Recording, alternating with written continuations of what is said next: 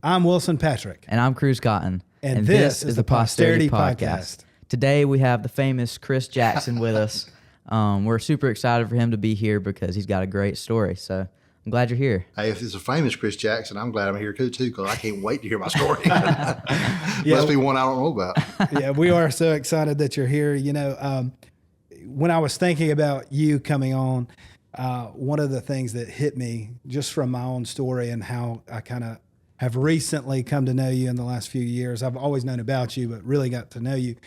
I thought of the verse, "A prophet is not without honor except in his own hometown." And it's been like you're this hidden gem right here in Andalusia, this resource for people who are going through a lot of difficult things. You've really helped a lot of men in this community and done it without pay and without having to get a bunch of notoriety from it. But over time, when you talk to anyone who's the who's who in Andalusia, they all know Chris and they've all been really affected by you. So we're just glad to have you on this podcast today, and thank you for taking the time to do it. Look forward to being here. Absolutely. So Chris, you actually used to you sold an insurance business here, and now you are the chair for C12 for the state of Alabama. Is that correct? South Alabama. For South Alabama.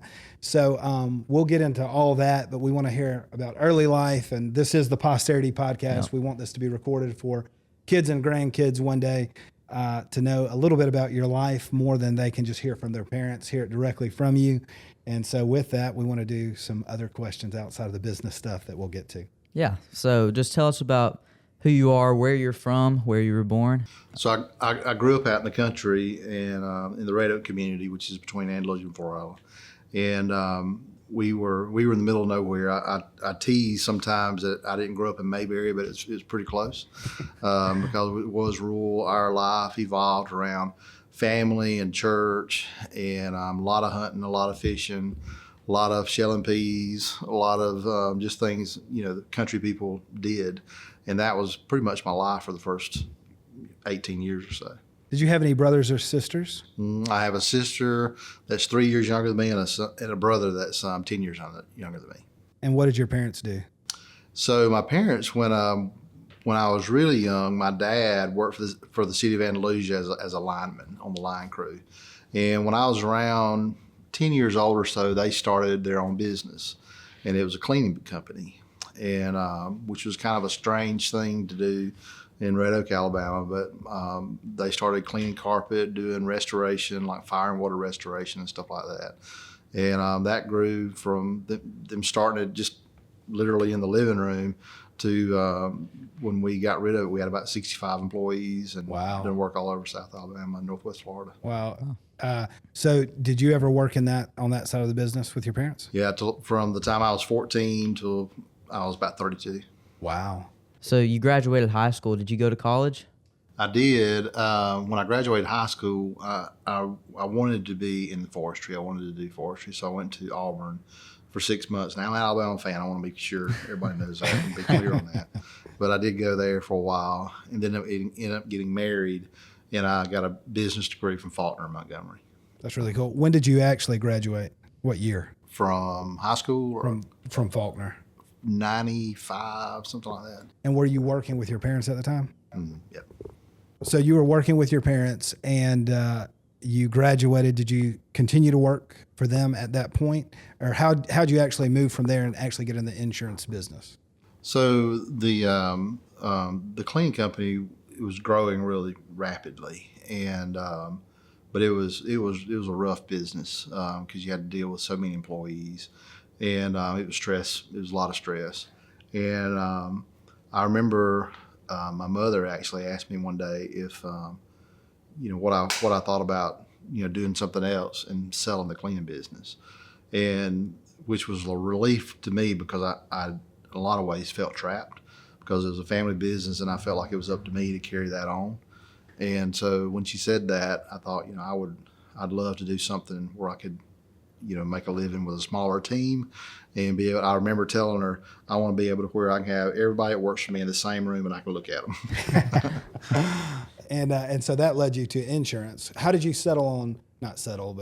how did you decide that you were going to get into the insurance business? So through our cleaning company, we had a lot of connections in insurance because we did insurance repair, water restoration, fire restoration, stuff like that. And I actually interviewed with another insurance company and thought I would probably go to work for them. I remember, when I left the house that morning, thinking to myself, they are going to offer me a job, and I'll probably take it. And after interviewing, they did offer me a job, but I didn't take it because I thought when they explained it to me, it just didn't fit me well. Number one, I would be an employee, and I'd never been an employee before. And so other things, I thought that just doesn't fit me well. Gotcha. Were you married at the time when you were deciding to get out of the insurance, the cleaning business into the insurance business? Yep. And you were 32, you said? I was 32 when I made the change over to insurance. Yeah. Okay. And how old were you when you got married, roughly? I was 20, 21, something like that. Yeah. Wow. So one of the biggest events in your life, obviously, I don't know how old you were when this happened, but that's kind of what has qualified you to help so many other people going through some really tough situations, was kind of a difficult divorce that you went through. How old were you when you began to realize that, this marriage may end in divorce, and the difficulties when they began to happen? So I was in my late 30s, and it was the most difficult time of my life because, my life was about a couple different things, but my family was paramount. I mean, that was my number one priority, was my family. And from a reputation standpoint, that's what I was known as. I was known as a family guy. I was known as somebody who's a really good dad. And that's not to pat myself on the back. That's just what people told me that right. I was you were known. a deacon in the church at this time. I was a deacon in the church. I taught dads and sons. Just did a lot of things with a lot of dads and a lot of sons. We were really involved with Boy Scouts at the time. And so for the divorce come along, it was truly devastating. My goodness. And so this, how old were you at the time? Yeah, I was late 30s, probably 38, something like that. And was this something that you saw coming, and over a couple of years, or did it happen pretty suddenly? Yeah, in some ways yes, in some ways no. I knew things weren't perfect, but I didn't know they were headed in the direction they were headed. I just thought there was tensions and stresses, and when they actually happened, I had papers filed against me. It completely blindsided me. I did not expect that to happen. My goodness. And you're 38, you said, running a business? Something like 37, 38, somewhere in there. And how many children do you have at this time? 4. Yeah, 4. 4 sons. Yeah. So really hard on them as well. Oh yeah, it was devastating for them too, because I think up until a certain point before the family, we did a lot together. And we were all about family. We had a pool, and we were always in the pool. We were always doing things together. And I think you probably have to ask them to be for their perspective. But I think a lot of the problems that was going on, I was able to hide them for a while. Surely coming up pretty soon, they knew there were problems coming. But I think I hid a lot of them from everybody. So one thing, looking back on my life, that I've learned about that time is that when I say I hid a lot of the problems from the boys, I hid a lot of problems from everybody. And so when everything fell apart, nobody could believe it. And I thought that was good. So I had people that were really close to me that I had done a lot of things together with, like at church and different things, that they were completely blindsided. They didn't know there was any issues at all. And I thought to myself, I did a good job hiding that from people because I thought it's what you're supposed to do. But looking back, I realized that was not a good thing, that I was going through all this alone. And what I was doing is I was hiding a big piece of my life, and I was hiding my own struggles from everyone else.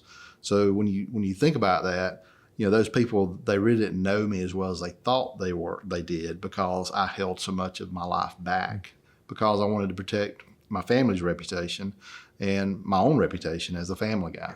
And that's one of the things that I've learned from that, is trying to live my life now more open and allow more people in than hiding so much of my life and hiding so much of my struggles. Yeah. That is really awesome. You know, my parents got a divorce after 28 years.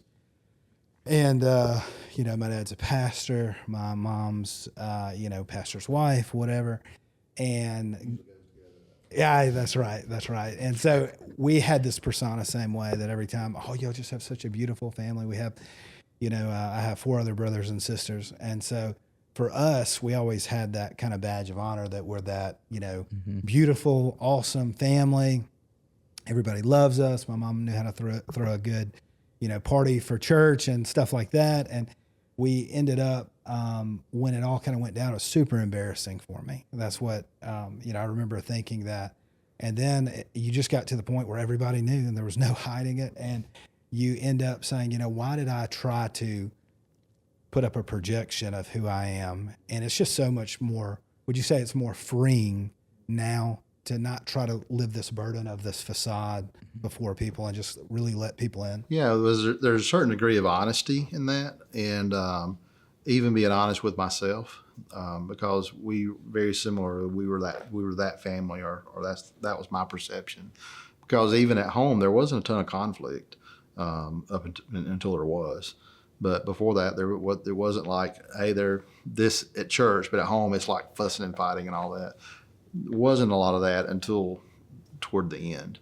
But I think there's a certain level of honesty with myself, you know, to be honest with everybody else, just be who I am and be honest with what's going on. So how long have you been married to Shannon? Oh gosh, you're going to test me. We got married in 2013, so 11 years. Have you brought a lot of the lessons from some of the difficulties you've been through into that marriage to try to say, hey, I don't want this and this and this to happen? Oh yeah, we both have. Or what's the perspective? Yeah, we both have, because she also went through a divorce, and hers was bad, but I mean, it was not like mine. I've never really heard of another one as bad as mine, but I haven't either. but we brought, you know, lessons from both, and we also brought baggage from both. And so those things we had to work through early on, but knowing that we were bringing those things in there, we were more honest with each other. Did y'all do counseling, or how did y'all kind of work through some of those initial things? We did a little bit of counseling early on, just a couple of times before we got married. But I think a lot of it was just doing our own work and trying to grow ourselves. And by growing ourselves as individuals, we grew together. And we were both learning a lot about our individual selves and what baggage we brought into the marriage from the first marriage. But also, even if you've never been married, you bring baggage into your marriage just from your own family of origin. And so as we were learning those things, we continue to learn those things. And early on, as you can imagine, when we were first married, we both had issues around trust. And those are things we just had to grow in and learn. So going back to the divorce, just kind of describe how difficult that time was for you and kind of how you got through it all. It was very difficult. So when you go through a divorce, the Bible talks about that two become one. And I think there's a lot of truth in, so when you go through a divorce, if you divide one, you don't get two again. You get two halves. And I think that very clearly describes what happens when somebody goes through a divorce. In ours, it was a little different because there were so many other dynamics going on around it. Because not only did divorce say, hey, you're no longer a husband and you're a bad husband and all these things, but it also, there was a dynamic of trying to separate me from my kids. And so it's not that, hey, this person that you think you are as a good dad and a good husband is not true. There's going to be an effort to separate you from your children, and also to let your children know that you're a monster, that you're not who you say you are. And that was very, very difficult. I tell people that, through that time there was nights where, I slept all night and everything was great, and there was nights where I couldn't sleep a wink, and there was times where I ate everything in sight, and there was times I couldn't eat it all, and it was extremely difficult because it attacked me not only as in physical outward divorce. It attacked me at the identity level with who I thought I was. because we all have an identity of who we think we are. And a big part of my identity at the time was I'm a dad and I'm a husband. And those were attacked. And it was hard, very hard. Now, how long would you say, would you describe it like a dark night of the soul type event for you, where it was just extremely difficult? And how long would you say that period last for you to kind of walk out of some of those? Yeah. So it was like a lot of dark nights. So just the legal action was 2 years. So there was 2 years worth of it. And, during that time I was separated from the home. I wasn't able to live at home. And so, yeah, it was very, very difficult. And you were able to see your kids some, or how did that work? Different times. If you look at the whole time, I got to see them quite a bit, but there was different times where things would be said about me, and there'd be restraining orders and stuff like that, where I couldn't have contact with the kids for a while. And those were difficult. And even during that, even when I had the kids, they were with me about half the time. So there was still lots of times they weren't with me. And you worry about, are they okay? There's no telling how many times I laid in bed at night and just, God, are my boys all right? Are my boys okay? And that was really hard. And the answer to that was no, they weren't. Yeah. And how old were they at the time? Would you say, or oldest to youngest, just a rough age? Kind of hard to. Yes. So let's see. When it all started, my oldest was 14, 15. Probably when it was over, he was probably 15, 16, somewhere along that. So he kind of already knew who you were, but the youngest, would you say it was harder on the younger? I mean, I'm sure it was hard on all of them, but as far as if you're being told things about, when you're younger, it just kind of sticks more. So the 4 boys, the oldest one and the youngest one at that point in time probably handled things the best just because of their ages. The middle 2 probably handled it the worst, and that's just at that snapshot in time, because one of the things I tell people about divorce is, for parents, usually divorce is an event that happens in time, so it has a date and then it's over. For children, it's something that affects the rest of their life. So it's not just an event, it's a lifelong, I don't know how to, I want to say disability, but that's not exactly accurate, but it's a lifelong influencer in their life. Have you been able to talk pretty candidly with your kids about the divorce and kind of everything that kind of transpired? Yeah, particularly as they have gotten older. When they were younger, as they got older, I would share with them different things. I was actually able to share this with a guy today. One of the things I believe differently now than I did back then is people said back then, and I still hear this regularly, is that when parents go through a divorce, you let adult issues be adult issues. And while that is certainly true, you don't want to tell the kids every little gory detail. If you don't give them a narrative of why this is happening, they'll create a narrative on why this is happening.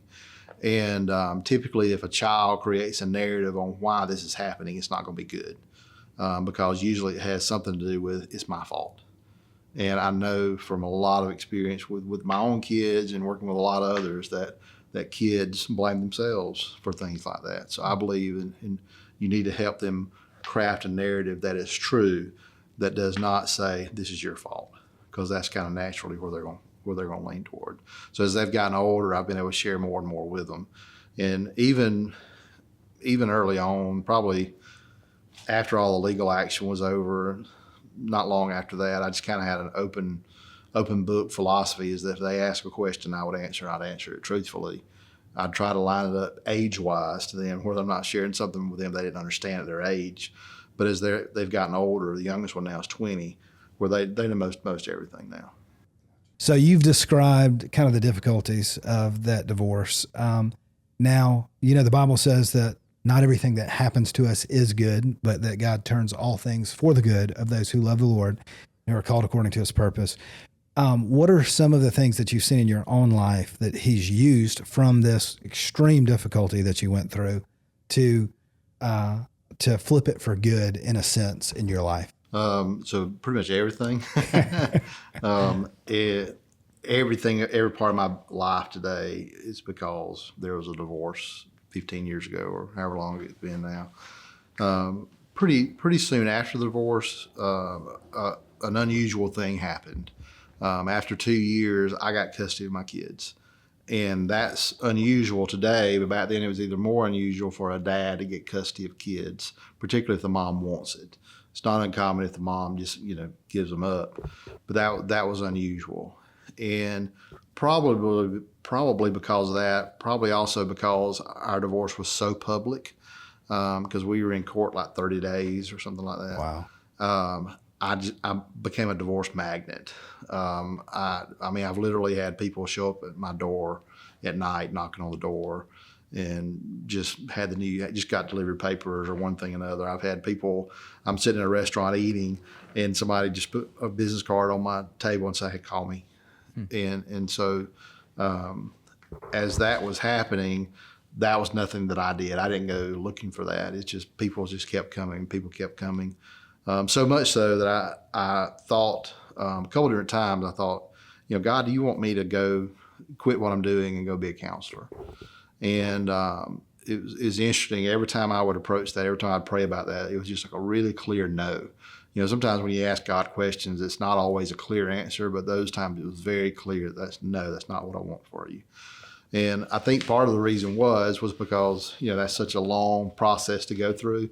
And there was people that I needed to help then, but that just continued to grow, and there's no telling how many people I've sit across the table from since then that are struggling in some stage of marriage, divorce, or whatever. Well, most of the people that I know that have mentioned you in some way, they're typically like, "Oh yeah, he really helped me out during this time," and I'm talking at least half a dozen people, if not a dozen people that I personally know have talked about how you were a huge effect in their life over, a very dark period of their life.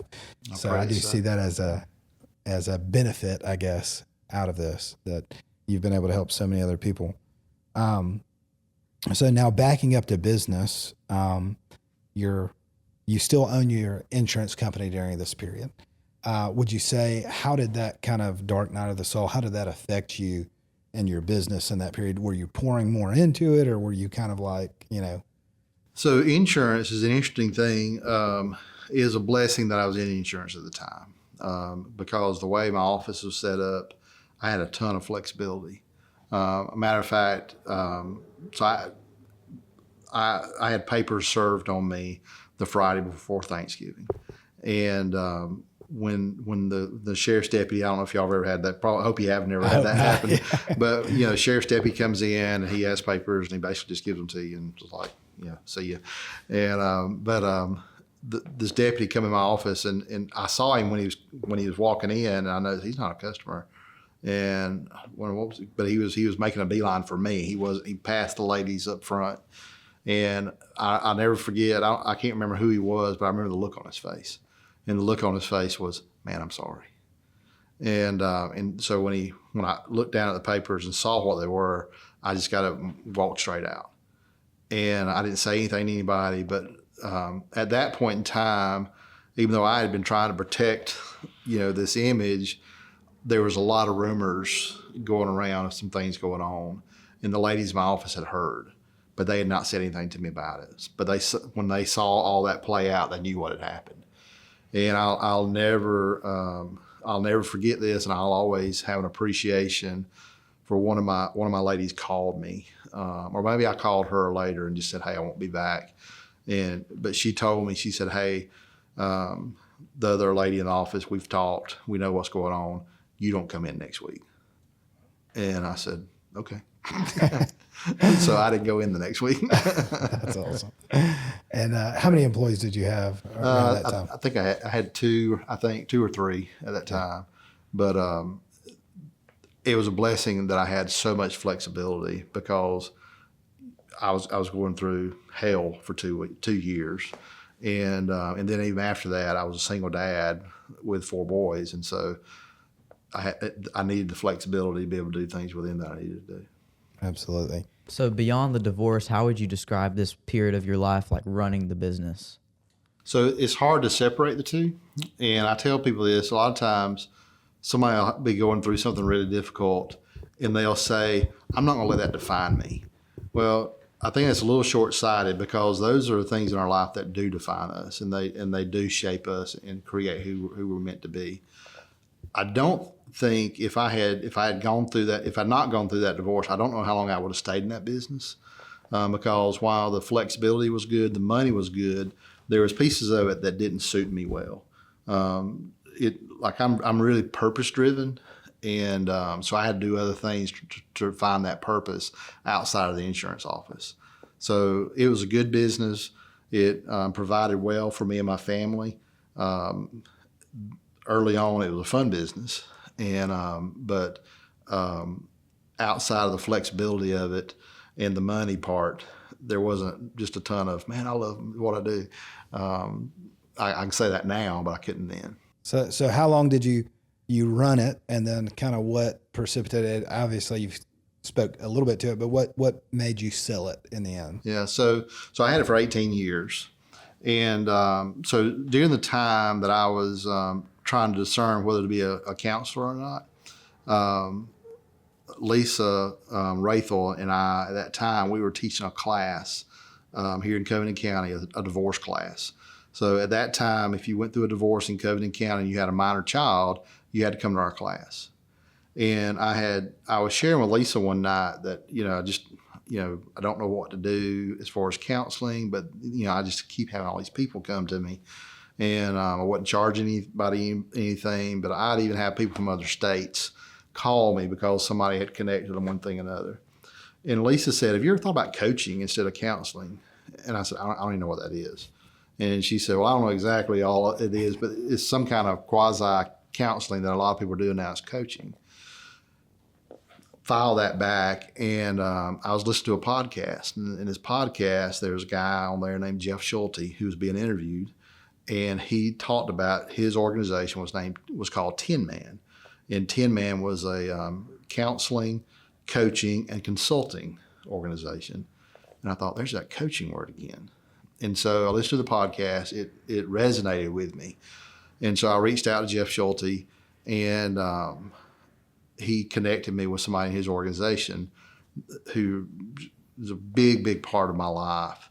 His name is Todd Wormers. And Todd started working with me for probably a year, coaching me around emotional health and stuff like that.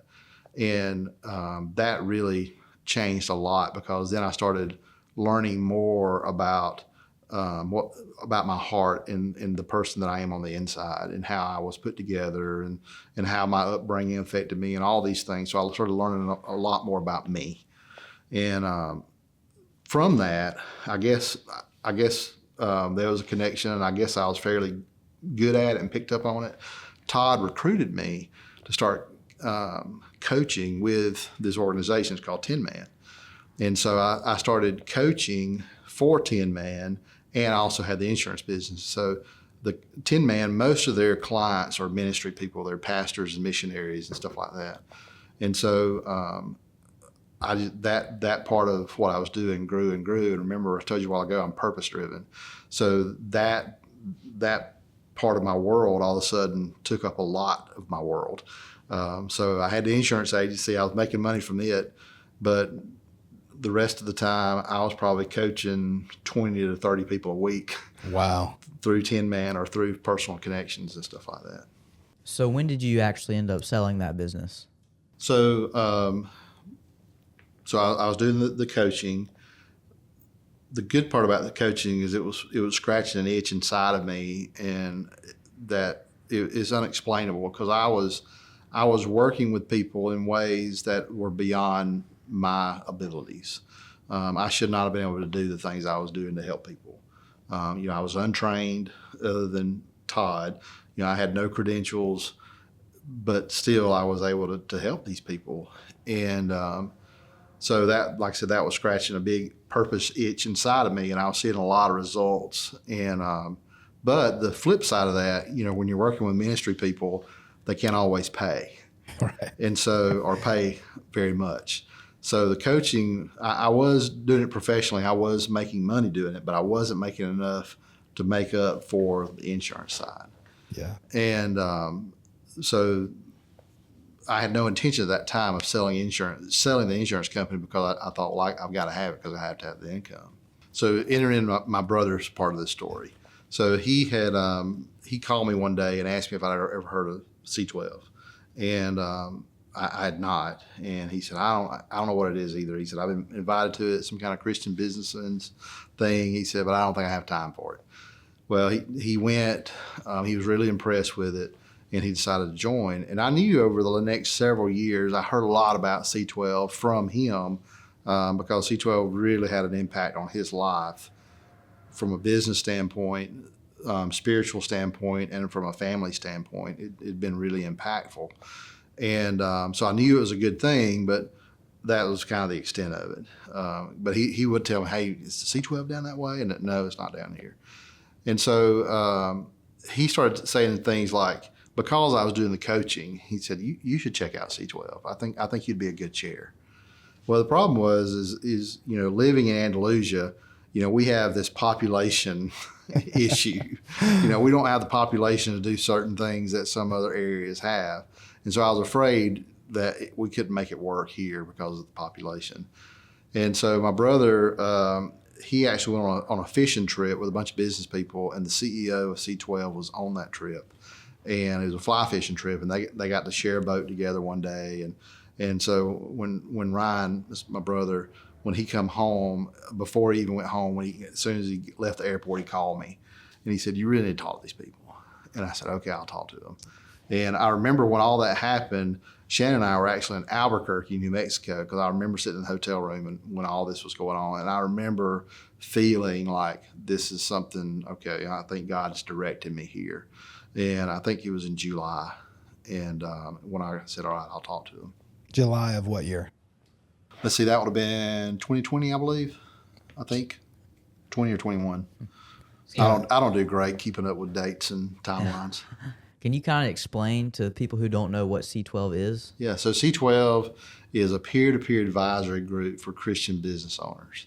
And so what happens is we put together groups of CEOs and business people who run these companies who have a faith leaning, and we help them to live their lives in balance and but also help them to start thinking about, how do I use my business as a platform for good, and how do I use my business to advance the kingdom? It's really neat. I'm in one of, how many groups do you have? I have 5. 5 groups. I'm in one of the 5 groups that Chris has. And just kind of another plug is, before I was even in C12, I'm pretty sure this is the case, you were coming to our work to kind of do some coaching stuff and help. And we had some real roadblocks that were kind of stopping progress for us. And Chris kind of helped us get through some of those management roadblocks that we were having. And, honestly, I thought bringing someone in to tell us what to do is not going to be very fruitful at all, because, I mean, you already have all the answers. Yeah, I guess I knew everything. But just these little nuggets that you left that we're still doing today have helped kind of flip some things around for us, in just a very short period of time. And so we saw the real benefit there. And then coming through C12, and also all the stuff that we do at church and just, the stuff there, I've realized that C12 is a very equipping organization. It is something that spends time working on the spiritual, side of man, but also the natural. Okay, how do we bring this to Monday morning and live it out? And so I'm just a huge fan of C12 now, seeing what it's doing. I'm trying to push. Yeah, exactly. I'm trying to push my brother, one of my brothers, to join. But it's pretty amazing to see the just what God's doing. Now, how many people are a part of C12? How big is the organization, I guess, is what? I think we're right now 4,100 members, something like that, around the globe. Gotcha. And multiple countries. Yeah, we're still primarily a North American organization. But we are in five countries right now, something like that. Wow. Could you describe, instead of me describing it, what if you're a member of C12, kind of what is your cadence in meetings, and how do the meetings work and that kind of stuff? Yeah, so a few different things. One of the things we teach at C12 is that we're stewards. We're not owners, but everything that we have, we're a steward. So we start off the day typically with looking at our balance wheel, and the balance wheel has all these little areas of our life, like nutrition and fitness and walk with God and our marriage and our family and all these pieces of the pie. And we grade ourselves on the balance wheel between 1 and 10, and we track that. Well, that's just a way that we're looking at how am I doing stewarding my life. And then we go from there to see our business, how are we doing stewarding our business? And so from that, after we look at measuring where we are, we typically have a curriculum where we're talking about different things about how to better our business, because we believe that if a business owner or a business leader wants to make a difference in the world, they have to have margin. Number one, they have to have financial margin, because you can't give money if you don't have money. You also have to have time margin. So I kind of grew up with this philosophy that as a business person, I need to be the hardest working person. I need to work more than anybody else in the business. And I found out that's not true, because if I don't have margin as a business owner, the business can't grow. And so I have to have margin to be able to do good. I have to have margin to be able to grow my business and stuff like that. And we also have to have that financially. Well, I love, you always make it so simple. You draw out charts and things. And one of the charts that you brought up that I still have printed beside my desk is, LMA, lead, manage, accountability. And it's talking about whether you're actually abdicating your role, whether you're being a dictator or whether you're actually helping people, giving them enough to get to where they need to be. And I think that was the biggest thing for me that you had brought in, was that I felt that way. I need to be the hardest worker. I need to work the longest hours. And how do I have time to manage all these other people or think about what they're doing? They just need to do it. And instead, the mentality flipping to, I actually need to help them get to where they're going. And by doing that, I'm actually going to give myself more time and more margin to be able to work on the business instead of in the business. And so it's been revolutionary over the last year and a half, I would say, for us. And we're doing better than we've ever done through a economic time that we should not be doing better than we've ever done. So thank you for that help that you've given us. So how long have you been doing this C12 thing? About 2.5 years. And you recently received a reward. What was it, Rookie of the Year? Yeah, I did. I won Rookie of the Year. Yeah. That's good. That's awesome. So out of all the new chairs to start, I guess that's how does that work, or what did they do to kind of honor you? I got a plaque with my name on it and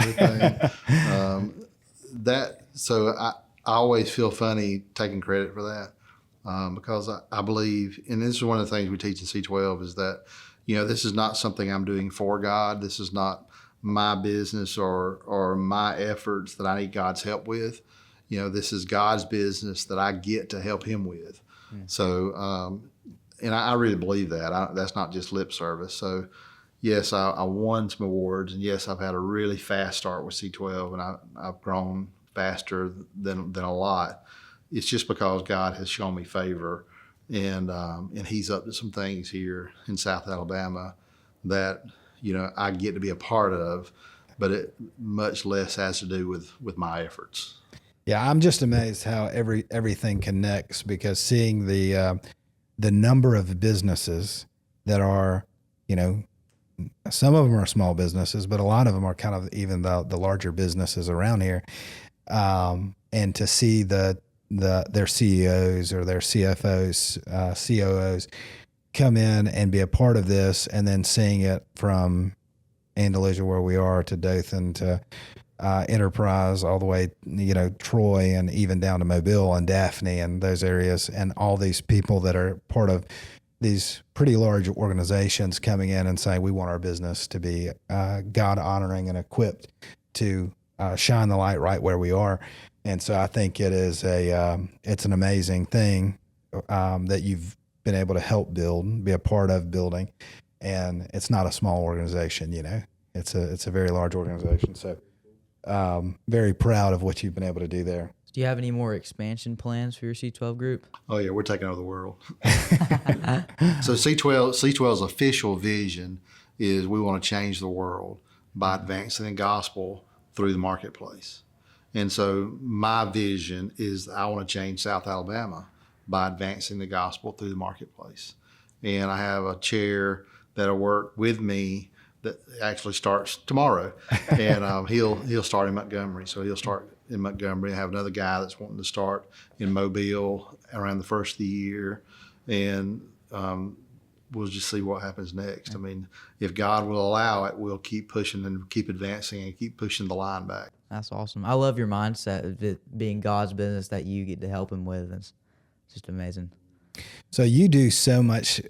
I mean, we talked about it. You may have 20 or 30 people in a week that you're coaching and doing stuff with. How has C12 kind of moved you from or shaped that more now that there's a lot of time constraint on what you can actually do in a day? So the coaching that I was doing before, the 20 to 30 people a week I was mentioning a while ago, that started going down. And what I do with C12 today is similar, but not as I'd say it's not always as deep as what I used to do. And I think a lot of the coaching that I was doing with 10 Man, a lot of that was for me, was to grow me. Because I had a lot of doubts around myself. I didn't think I was good at a lot of things. And being able to do that coaching, I started seeing that, God did have a purpose for me. And God did have something that he wanted to do through me. And so a lot of that coaching, the things that I learned through that, I think was for me. Now, have I carried those over into C12? Absolutely. But my days are much different now. The coaching with 10 Man, I was sitting in a chair talking to somebody through Zoom, all over the country and even a few people in other countries. But today, most of my work's face to face. And it's in coffee shops and in people's offices and at restaurants and stuff like that. So that's very different. Now your time component's a little different because of the new work that you're doing, and we've talked about that analogy of the vine and the branches.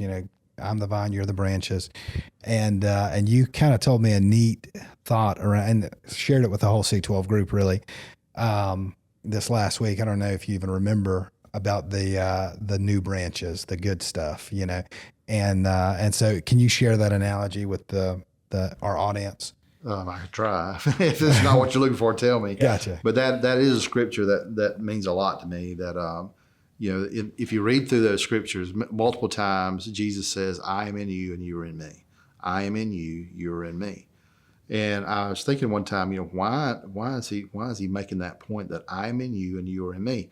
I understood that we wanted Jesus to live in our hearts. That when you're a little boy, how do you become a Christian? You have to ask Jesus into your heart. I understood that part, but what about me being in Him? Why would He want something like me in Him? And somebody explained to me one day that it's like we're like this. We're like this, and we're connected together. And the rest of that scripture says, without me, you can do nothing. And I believe that's true, that without Him, we can do nothing. But if we find ourselves not doing anything, we're not connected because He actually expects us to produce much fruit. And fruit's not just necessarily good deeds. Yeah. Fruit is a changed life. Fruit is a changing from the inside out. So there's things that's not natural for me. But as I'm connected, as if I'm abiding, those things will start coming out. For example, on a balance wheel, how I measure my walk with God is not how many things I'm doing. I'm measuring that as to what He's doing to me. So if I'm walking in peace and confidence, I know I'm abiding, I'm connected, because those things aren't natural to me. What's natural to me is being anxious and being insecure. But what's supernatural is when I can walk in confidence and in peace. I love that. The Bible says the fruit of the Spirit is love, joy, peace. You know them all. Patience, kindness, goodness, faithfulness, self-control, and to see those bearing fruit in your life is a way that we know that we're connected. And but you said something too about kind of the green shoots, the good things, and that pruning. You know, those are the hardest ones to know what to prune off. You know, we only have a limited amount of time, and so talk a little bit about that, if you will. Yeah, if you read that scripture, you know, he says he cuts away the dead branches. Well, that's easy. I mean, that's the thought. If we have something in our life that's not growing, something that's not good, it's easy to see. It might not be easy to turn loose of, but it's easy to see that I need to get rid of those. But what's really cool is the things he prunes are the green things, the things that are growing. And so I believe that, you know, one of the things he's telling us is sometimes we have to let go of good things to get to great things. And that is really difficult for me. But that's been something God has shown me in the last few years. There's things that we need to let go of that are good to get to the great. And like for me, you know, leaving the work with Tin Man. Tin Man is great, but for me, that wasn't, you know, God had a little more focusing to do with me. And so I had to leave something that was really good, Tin Man, to get to something that was great, C12 for me. And there's other things. When we had a ministry here that we did for 7 or 8 years called Ironworks, where we did the old school men's meeting. Oh yeah, I remember those. It was great. But we had to shut it down, and people still come up to me in town and they'll say, "Are y'all gonna do that again?" And we no, we're not gonna do that again, or we don't have any plans to anyway. And well, why didn't y'all stop? Did y'all run out of money? Was it COVID? No, none of those things. It was part of being pruned, yep. But it was something that was good and green and growing. But to do what I'm doing today, I had to get rid of that. I had to let that go. And that was, I mean, I hope I'm communicating that. It's not easy. It doesn't. I hope that doesn't sound easy, because it was super hard to do that, and that's something even today I struggle with. Is, you know, the things I have a lot of ideas, and of those ideas, what are good, what are great, what are things that God's trying to direct me on, what are distractions. Yeah. So I have to pay a lot of attention. I was doing some coach training last year that was really good. I loved it. And I love the people, I love the organization, I love the tools I was learning, but I had to let go of it because it was distracting me from what I need to be doing. And it was a green thing that had to be pruned. That's so good. Yeah. I mean, I see so many good things in the Bible where you see Jesus and he's got a crowd of 5,000 people and they're looking at him. And, you know, the disciples are like, "Hey, you got 5,000 people here." And, you know, it says that Jesus knew what was in them, and my time has not yet come. And he kind of, what seemingly is a good thing, he kind of stepped away from. And so it's like those examples that we get to see is like, what is this ministry about? It's about following the leader, right? We're followers, and there may be times where we're doing something, but it may not be forever. It may be something that we got to keep moving wherever the master leads. And so it's really cool to see how you've been led by the master and you're not doing exactly what you're doing 10 years ago, you know. When it comes to managing people, what are a few things that our audience might find helpful that you've learned? So I think, you know, when you're leading other people, there's a saying that it's not mine. I've heard other people say it, but, you know, to know yourself, to lead yourself, you have to know yourself. And to lead other people, I have to lead myself first. And to know how to lead other people, I need to know, you know, I need to know myself even to lead them, because I need to know, you know, what part of me do they need. And so one thing that I try to promote and talk about a lot is self-awareness, to be aware of, you know, what are my strengths, what are my weaknesses, what are my tendencies, you know, do I tend to lean this way or I tend to lead that way? And then knowing the people that I lead, which way do they lean as well? You know, I think one of my favorite scriptures is Ephesians 2:10, which says, you know, we're God's masterpiece and we're made with and for purpose. And so if that's true of me, that's true of you. And so if I can see everybody as they're full of purpose, you know, they're just busting with purpose and potential that just hadn't been tapped into yet. That's probably one of my gifts and one of my weaknesses is I usually believe in people more than they believe in themselves. And I often see more potential in them than they see in themselves. And that can be a good thing and a bad thing. But I think, you know, as Christians, it is our duty, it is our responsibility just to steward people well. that we manage and take care of them and make sure that we're pouring into them. That's one of my pet peeves is when I go into stores and stuff, I'm always watching like customer service and stuff like that. And when I see somebody who's delivering poor customer service, I don't blame them. I always think, that they're poorly led. They've not been trained. And so I blame the owner or the manager because they're not stewarding them well. Because that's a stewardship issue. How am I stewarding the resources God have given me? And part of those resources are the people that He's put in my life. Am I loving them well? Am I caring for them well? Am I leading them well? And so did that answer your question? Yeah. A little bit? So this is the Posterity Podcast, and hopefully this will be something that your kids and your grandkids will see. So what's a message that you would want to leave for them? So can I give the message in a story? Yeah. Absolutely. So when I was going through my divorce, like I said, it was so difficult. I cannot describe. The closest thing I've come to describe how bad it was is there's in Job. Job talks about if his misery could be weighed, it would be more than the grains of the sea and stuff like that. And that is very, very accurate. There's a couple scriptures that I held on to for dear life. Those scriptures gave me hope. And one was in Psalms where it says, I would have lost hope, but I knew I would see the goodness of the Lord in the land of the living. And I just held on to that scripture for dear life. And it gave me hope. So, after the divorce, things move on, and I not really thought about that verse that much anymore. So last year was a big year for our family. Cooper, who's my stepdaughter, was getting married, and she had asked me to officiate the wedding, and which that in itself was a really big deal because, this is my stepdaughter, and when I think back to 15 years ago, or I need to do the math, how long ago when the divorce was, I didn't have a daughter. I had no intent of ever having a stepdaughter or being a stepdad. And but here I have this stepdaughter who has asked me to officiate her wedding.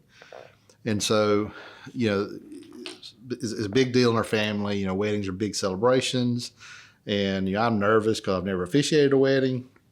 And so she's getting married close to Jackson, Mississippi. And the whole family is there.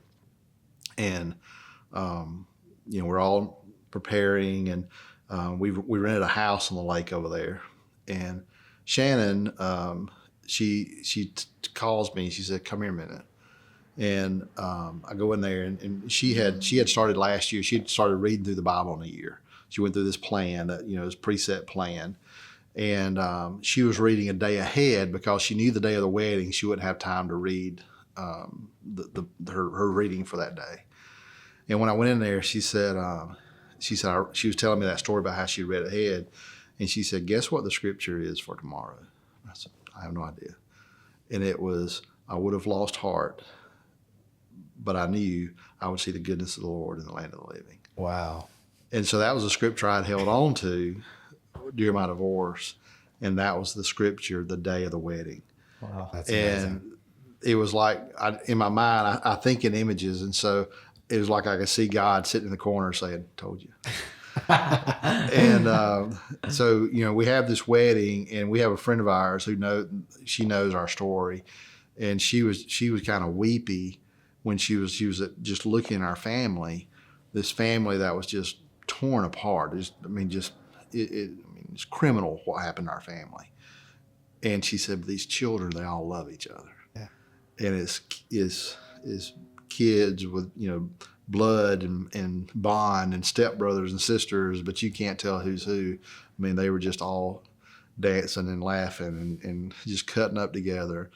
And I just think about, when I think about seeing the goodness of the Lord, I think about that day and thinking that the way that happened was that God was faithful.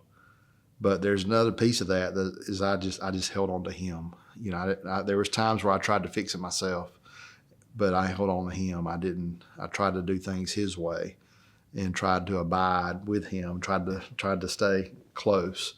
And I think as long as I do that, I'll continue to see the goodness of the Lord in the land of the living.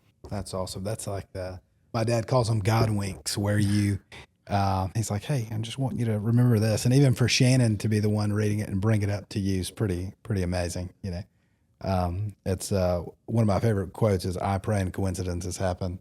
I don't pray and no coincidences happen. So we have to see a coincidence on that day. That's right. I don't really know how to wrap this up, but we just want to thank you for being here.